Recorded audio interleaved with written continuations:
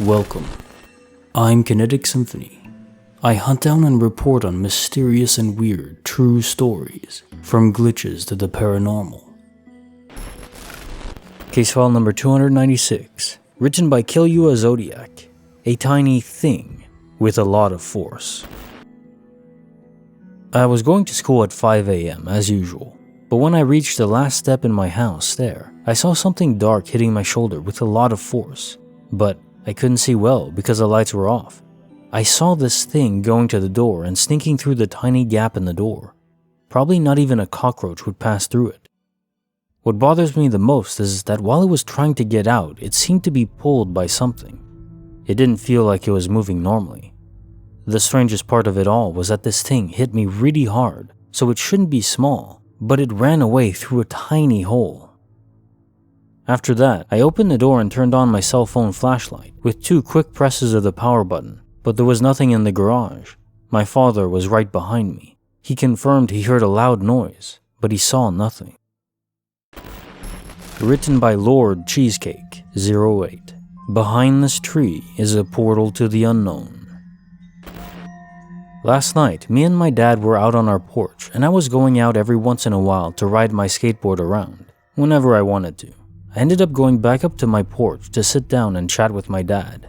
We didn't talk about anything important, but not long after, we heard a group of kids walking around. About 30 seconds later, they emerged from behind our neighbor's house. They were still on the sidewalk though. They walked on the sidewalk, then turned and went onto the sidewalk my house was on. They asked us if we had seen a pit bull, but we hadn't seen the dog at all, so we just simply said no. They continued down the sidewalk and ended up getting close to the corner of the sidewalk. The corner of the sidewalk was blocked by a tree. I watched as the group had all been covered by the tree. I waited about 10 seconds later, and they had not left the corner. My attention to the tree was cut short as I had heard the footsteps of 2 boys walking. They seemed to be following the trail of the other group. They got to the end of the sidewalk and walked behind the same tree. Sure enough, they hadn't come out from behind the tree either. I grabbed my skateboard and rode to the other end of the road to get a look at the corner of the road. I quickly went back up to my porch and asked my dad if he had seen the same thing too. He quickly said yes, mid-conversation. I ran back down and followed the sidewalk on the other side of the road to see if they were still there, but they were gone. They took steps behind a tree and just vanished. Case file number 298, written by PleaseHelpMel. A proper Spanish glitch. So I've had my fair share of weird stuff follow me around. What I'm going to describe might be related. It might not. I'm not sure. Can anyone shed any light? So we all know that scam calls are pretty frequent, but recently I got a call that kind of pricked my ears, and it's been festering in my brain ever since. Normally, I never answer a call if I don't know the number. If it's important, they'll leave a voicemail. But I don't know what happened. I guess I was bored that day. I answered the phone from this private number, and all I heard was a woman, maybe aged 40 to 50, speaking Spanish very quickly and quietly. Not quite a whisper, but I'd say public library volume. Well, I live in the state of Texas, so I know rudimentary Spanish, but not enough to hold a conversation. Well, I asked her a few times, "I'm sorry, what are you saying?" And she would pause for me to finish my question and then answer in Spanish. "Do you speak English?" And she would answer in Spanish again very quickly. In the end, I finally said, "En English, por favor." She went silent for a few beats and then whispered to the point that I could barely hear her. She almost pleaded, "Be careful out there, mijo." Then the line went dead. Has anyone ever heard of something like this happening? It's been bugging me forever. I just want to know. Case notes, file number 298. So my first thought is, were you able to trace the number? I know it said it was private, and the fact that they didn't hang up means that they did want to talk to you, or talk to anyone.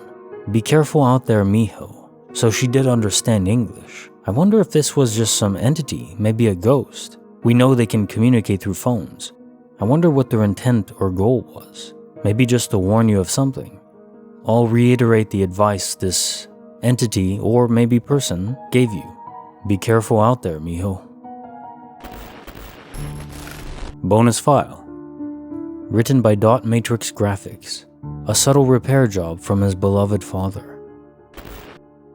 Hello everyone. So, I lost my dad in May this year, and as you can imagine, it's been a tough one. Tough for everyone in one way or another with what's going on in the world.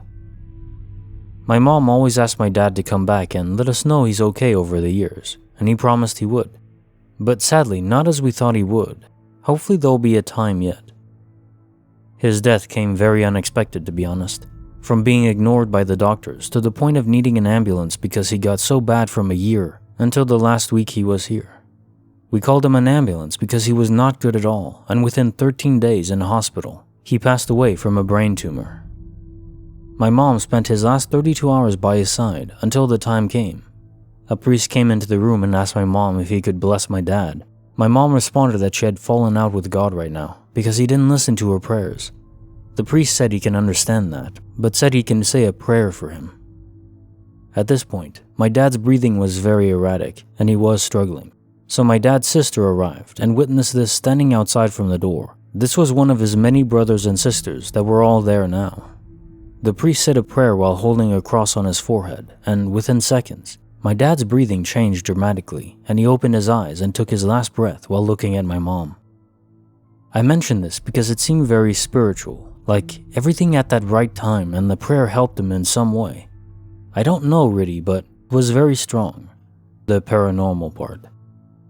About 17 years ago, my parents were watching this antique show and this woman took this antique singing bird in a cage. They're housed in brass cages with fine detailing inside, along with a clockwork singing bird decorated with feathers. They're very complicated pieces of history and date back to the early 1900s, I believe. My mom saw it and was like, "Oh my god, I want one. That's so beautiful." And my dad was like, "Yeah, that's so unique." Later in the week, my dad was whispering to me to try and find one as a gift, so I looked around in all the usual places. Sadly, the rebuilt ones that fully functioned were very expensive, and I came across one that needed some work, and since they're like an old watch inside, I told my dad to go for this one, and we'll repair it, since it was in good shape. So he did. We never got around to repairing it. When you twisted the wonder, the bird just tried to move and never made any song, until something told my mom a couple months ago to just try it. And lo and behold, it not only decided to work, it was flapping its wings and twisting its head and fully singing a song like it had been repaired properly. So all this time, my dad was promising to get this fixed. Did he finally keep his promise and send a message for my mom to go and try it? There's been other things too, like my mom saying her hair was being played with while trying to sleep, and the feeling that someone is behind her. But the freakiest thing over the past couple years is when my dad's symptoms started. He bent down one day to light the fire, and he went really bad. Said he couldn't see and had all these flashing lights. Later in the year, about 2 months, he was getting worse, so he had to call an ambulance. 2 years ago, they did an MRI scan and said he was just having a middle brain balance issue. Roll on the virus lockdown, the first one. I noticed he wasn't sleeping anymore. He would act strange at times, and I just thought he was tired. But then his balance started to go, and he'd get migraines every day. Now, this kinda ties in with the events in the house, because when this all started 2 years ago, he said he was sleeping well, etc. But this one night, he felt a full-on hand on his head, just above the forehead. He woke and said, "What's the matter, Teresa?" to my mom, and after he opened his eyes, there was nobody there, and it was only 4 a.m. Now left with the loss of my dad, it's got us believing either something was telling my dad something wasn't right, or they knew he was in pain and it was telling him. 4 weeks before he was admitted to the hospital, the fire alarm just randomly went off too, for no reason. It just fired off for about 20 seconds, and it just seemed so strange. Now we think it was a final warning of maybe the last time he could get help. Bonus file, written by Manabez, a presence in the closet that only her son can see.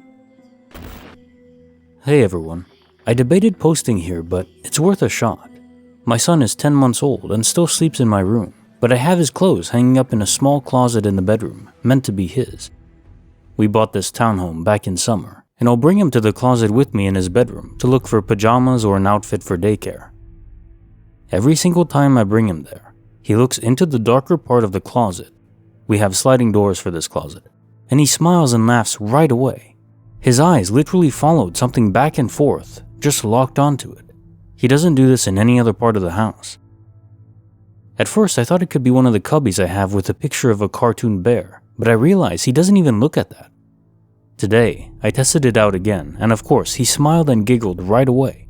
He even put his head onto my chest like he was shy, and he only does that when one of my friends comes over or with someone he doesn't know too well. It honestly freaked me out. The other day, I showered in the bathroom that connects to my bedroom, which he sleeps in. I was getting ready after the shower, and I swear I heard something whisper my son's name. I went to check and saw nothing. My son was still asleep. What do you guys think? Is it a good spirit? Bad? Should I be worried? I'm pregnant with number 2 and wanted to move him to his own bedroom soon, but this is making me want to keep him with me.